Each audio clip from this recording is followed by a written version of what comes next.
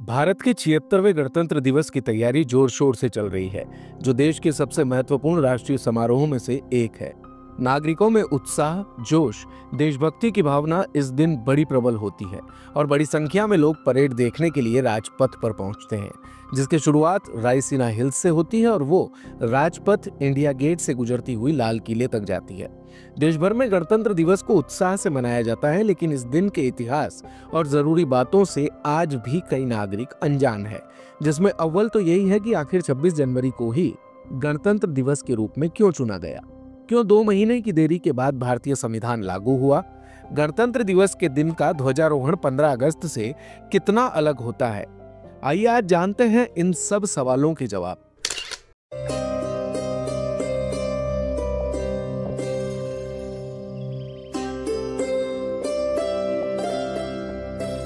तो भारतीय राष्ट्रीय कांग्रेस ने दिसंबर 1929 में लाहौर अधिवेशन में ऐतिहासिक पूर्ण स्वराज यानी पूर्ण स्वतंत्रता का प्रस्ताव पारित किया था। इसी कड़ी में 26 जनवरी 1930 की पहली तारीख को पहली बार स्वतंत्रता दिवस मनाया गया।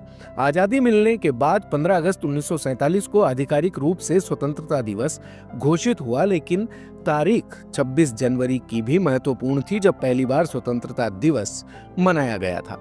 तो इसी तारीख के महत्व को बरकरार रखने के लिए इस दिन साल 1950 में संविधान को लागू किया गया, जिसके बाद 26 जनवरी को घोषित हुआ हमारे देश का गणतंत्र दिवस। इस दिन को लेकर एक कौतूहल आमजन के मस्तिष्क में यह भी है कि जब संविधान पूर्ण रूप से तैयार हो चुका था तो इसे 2 महीने देरी से क्यों लागू किया गया। तो देश का संविधान बनाने के लिए जिस संविधान सभा का गठन हुआ था उसमें कुल 22 समितियां थी। इनमें प्रारूप समिति यानी ड्राफ्टिंग कमेटी सबसे प्रमुख थी, जिसका काम संपूर्ण संविधान का निर्माण करना था। प्रारूप समिति के अध्यक्ष डॉक्टर भीमराव अंबेडकर थे। 2 साल 11 महीने और 18 दिन की मेहनत के बाद दुनिया का सबसे बड़ा लिखित संविधान तैयार किया गया। डॉक्टर अंबेडकर ने संविधान सभा के अध्यक्ष डॉक्टर राजेंद्र प्रसाद को 26 नवंबर 1949 को भारतीय संविधान सौंप दिया, लेकिन इसे लागू करने के लिए 2 महीने की देरी की गई, जिसके पीछे तर्क है कि 26 जनवरी के पूर्ण स्वराज के ऐलान के महत्व को कायम रखने के लिए संविधान को 2 महीने बाद लागू किया गया। इस तरह 26 नवंबर 1949 की जगह 26 जनवरी 1950 को पहला गणतंत्र दिवस मनाया गया।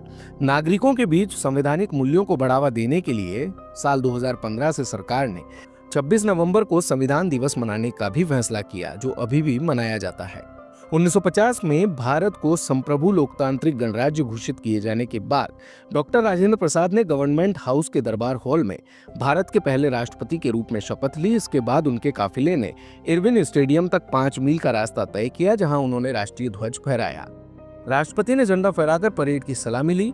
संविधान को देखें तो राष्ट्रपति भारत सरकार का संवैधानिक प्रमुख होता है। इस वजह से गणतंत्र दिवस पर भारत के राष्ट्रपति द्वारा राजपथ पर तिरंगा फहराया जाता है। वैसे 26 जनवरी और 15 अगस्त दोनों ही दिन भारतीय तिरंगे को फहराया जाता है, लेकिन इनके तरीके में एक बड़ा अंतर होता है।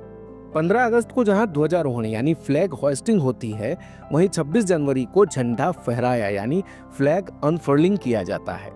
ये 2 अलग अलग बातें हैं और इनकी प्रक्रिया भी अलग होती है। 15 अगस्त को तिरंगा ऊपर खींचा जाता है और इसके बाद फहराया जाता है, जिसे ध्वजारोहण कहते हैं। वहीं गणतंत्र दिवस में राष्ट्रीय ध्वज ऊपर बंधा रहता है, उसे केवल फहराया जाता है, इसे झंडा फहराना कहते हैं। गणतंत्र से जुड़ी हुई और भी कई जानकारियां हम आपके साथ कल फिर से साझा करेंगे। देखते रहिए भारत कवरेज। दिन भर की सारी अपडेट्स के लिए सब्सक्राइब करें भारत कवरेज को और हाँ, बेल आइकन दबाना ना भूलें ताकि आप रहें अपडेटेड हमेशा।